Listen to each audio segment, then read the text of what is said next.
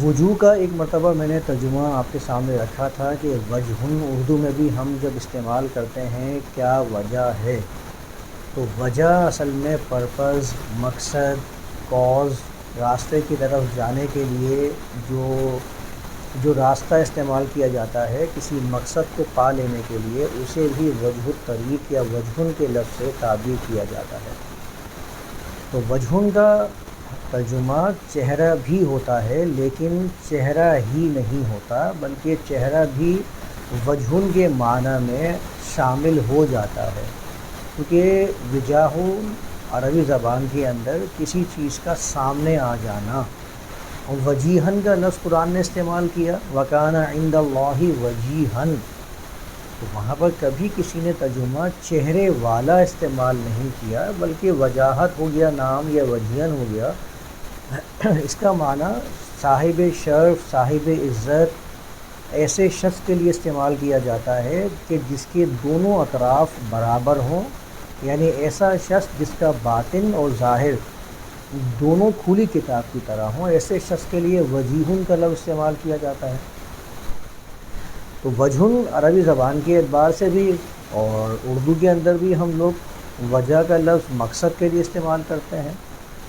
تو اس کو آپ کو ذہن میں رکھنا ہے۔ چہرہ بھی چونکہ سب سے پہلے سامنے آتا ہے، اس لیے چہرے کو بھی وجہن کہہ دیا جاتا ہے،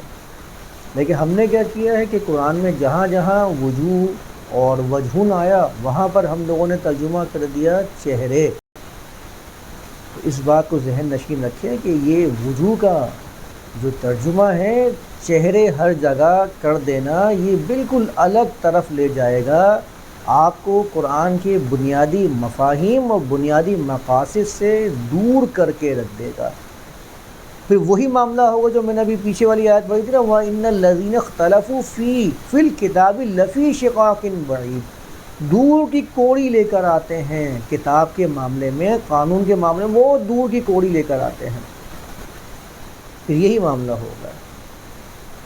بہرحال تو وجوہ کا جو معنی ہے عربی زبان میں یہ مقاصد کے لیے استعمال کیا جاتا ہے۔ قرآن کے اندر بھی جگہ جگہ کل شیء ہالک الا وجہہ، ہر چیز ہلاکت سے دوچار ہونے والی ہے، بلکہ ہو رہی ہے، مسلسل ہر چیز میں تغیر آ رہا ہے۔ الا وجہہ، سوائے اس کے وجہ کے۔ اب جیسے ہی آپ ترجمہ کریں گے نا سوائے اس کے چہرے کے، تو آپ مجھے بتائیے اللہ کی شان کے لائق ہے یہ ترجمہ؟ اس کی شایان شان ہے یہ ترجمہ کہ آپ کہتے ہیں اللہ کے چہرے کے، ہر چیز ہلاک ہونے والی ہے سوائے اس کا چہرہ؟ جیسے ہی چہرہ کہیں گے چہرہ بن جائے گا ذہن میں۔ کل من علیہا فان، جو کچھ بھی اس پر ہے وہ فنا ہو رہا ہے، اس میں تغیر آ رہا ہے۔ انسان کے جسم کے اندر بننے والا ایک ایک سیل ہر آن مرتا جا رہا ہے، اس کی جگہ نیا سیل جنم لیتا چلا جا رہا ہے۔ میں نے تو ایک مقام پہ یہ بھی پڑھا تھا کہ سائنٹسٹ کہتے ہیں کہ جو ایک انسان ہوتا ہے وہ اگر 6-7 سال پرانا انسان تھا، وہ 6-7 سال کے بعد وہ انسان رہتا ہی نہیں ہے، اس میں تمام سیل ٹوٹ کر نئے سیل بن چکے ہوتے ہیں۔ یہ تو میں آپ کو صرف انسان کے جسم کی بتا رہا ہوں، دنیا بھر کے اندر مسلسل کچھ نہ کچھ فنا ہو رہا ہے، اس کی جگہ کوئی نئی چیز جنم لے رہی ہے، جو کچھ بھی اس پر ہے فنا ہو رہا ہے۔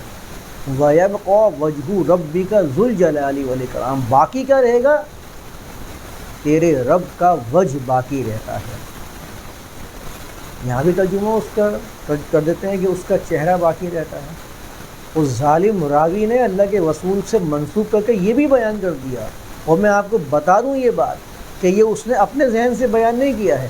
باقاعدہ توراہ کے اندر یہ بات موجود ہے کہ اللہ نے آدم کو اپنی صورت پر پیدا کیا ہے۔ اس ظالم راوی نے اسی کو اللہ کے رسول سے منسوب کر کے بخاری کے اندر بیان کر دیا، اور بخاری نے اس کو سند دے کر سہارا دے دیا۔ باقاعدہ بخاری کے اندر یہ روایت موجود ہے جس پہ جھگڑے چلتے ہیں، جو شارحین ہیں، جو اس کی شرح کرنے والے ہیں، وہ ہمیشہ اس کو مشکل ترین روایت گمان کرتے ہیں۔ آپ جا کے شرح کے اندر جائزہ لے لیجیے کہ یہ مشکل ترین حدیث ہے۔ مشکل ترین حدیث کو تو آپ کہتے ہیں کہ آسان کرنے کے لیے، قرآن کی تشریح کے لیے استعمال کیا جاتا ہے جو خود مشکل ترین ہو، تو اس کی تشریح کہاں سے کریں گے اب آپ؟ تو آپ کی تو وہ تعریف جگہ جگہ پہ اپنے وجود کو قائم ہی نہیں رکھ پا رہی ہے، جس تعریف کو لے کر آپ پورے زمانے میں یہ کتابیں بانٹتے پھرتے ہیں کہ یہ تو قرآن کو آسان کرنے والی ہیں، تو آپ کہتے ہیں کہ یہ مشکل ترین حدیث ہے کہ اللہ نے آدم کو اپنی صورت پر تخلیق کیا ہے۔ یہ وہ الفاظ ہیں جو بعین ہی توراہ کے اندر باقاعدہ موجود ہیں، ابھی آگے سرچ کر لیجئے گوگل پر، یہ الفاظ آپ کو مل جائیں گے، بالکل سیم الفاظ ملیں گے آپ کو کہ آدم کو اپنی صورت پر پیدا فرمایا ہے۔ صورت، تصور و تصویر، اس بات کو اچھی طرح ذہن نشین رکھیے کہ جیسے ہی آپ اللہ کے بارے میں یہ کہتے ہیں کہ خدا کا تصور، تو تصور سے تصویر بنائیں گے، جیسے ہی آپ کہیں گے خدا کا تصور، اس سے آپ کے ذہن میں ایک تصویر جنم لے گی، یہ لازم ہے تصور کے لفظ سے۔ اور ہر شخص جب بھی کہتا ہے کہ خدا کا تصور، تو وہ اپنے ذہن میں اللہ کا ایک تصویر و خاکہ ضرور بناتا ہے، وہ نہیں کہے اپنی زبان سے، دل تو اس کا گواہ ہے نا اپنے عمل کے اوپر۔ بل الانسان علی نفسہ بصیرہ، بلکہ انسان تو اپنے نفس پر بصیر ہے۔ آپ جائزہ لے لیجیے، جب بھی آپ خدا کا تصور کہیں گے، ایک تصویر آپ بنا چکے ہوتے ہیں اپنے ذہن کے اندر، وہ چاہے آپ نے کسی بھی ہیئت کی اور کسی بھی صفت کی تیار کی ہو، بن چکی ہوتی ہے۔ کیونکہ تصور سے جب تصویر بنائی ہے، تو تصویر بنا کر ہی تو محبت اور نفرت کے جذبات جنم لیں گے، جبھی تو آپ دوسرے خداؤں کے بارے میں اپنے دل کے اندر نفرت اور عداوت رکھتے ہیں، اور اپنے مذہبی خدا کے بارے میں آپ محبت کا دعویٰ کر ہی جب سکتے ہیں جبکہ آپ کے ذہن میں کوئی تصور یا تصویر موجود ہو۔ وہ تصور و تصویر آپ لانا گوارا کر کیسے سکتے ہیں جبکہ آپ جس کتاب کو دنیا بھر میں پیش کر رہے ہیں وہ کہہ رہی ہے لیسا کمثلہ شیء۔ کیونکہ آپ جب بھی کوئی تصور یا تصویر کسی کی اپنے ذہن میں لاتے ہیں، تو اگر آپ نے اس کو دیکھا نہیں ہوتا تو آپ اس کو کسی سے ریزیمبل کر کے سمجھنے کی کوشش کرتے ہیں، اس کے لیے کسی مثال کی آپ کو ضرورت پڑتی ہے کہ ہاں چلو اگر تم نے یہ چیز نہیں دیکھی ہے تو اس کو ایسے گمان کر لو۔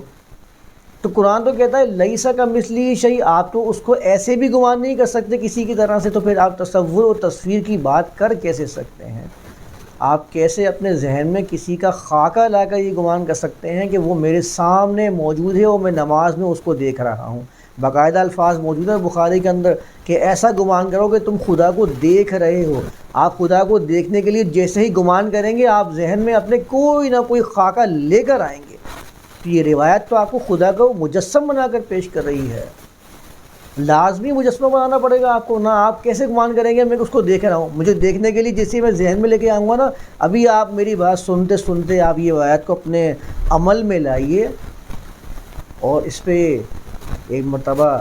غور کر کے دیکھیے کہ جب آپ یہ کہہ رہے ہیں، اس روایت کو صحیح تسلیم کر رہے ہیں کہ خدا کو دیکھنا، آپ بتائیے اپنے ذہن میں لائے ہیں خدا مختلف قسم کے؟ لازمی آپ اپنے ذہن میں تصویر کشی کرنا شروع کر دیں گے۔ جتنی آیات بھی جہاں پر وجہن کا لفظ آیا ہے وہاں پر انہوں نے وجہ ویبقى وجہ ربی کا ذوالجلال والاکرام، وہاں بھی ترجمہ اللہ کا چہرہ کر دیا۔ غلط ہے یہ ترجمہ۔ اللہ کا مقصد جس ذریعے سے ہم اللہ کے انعامات کو حاصل کر سکتے ہیں، اللہ کی رضا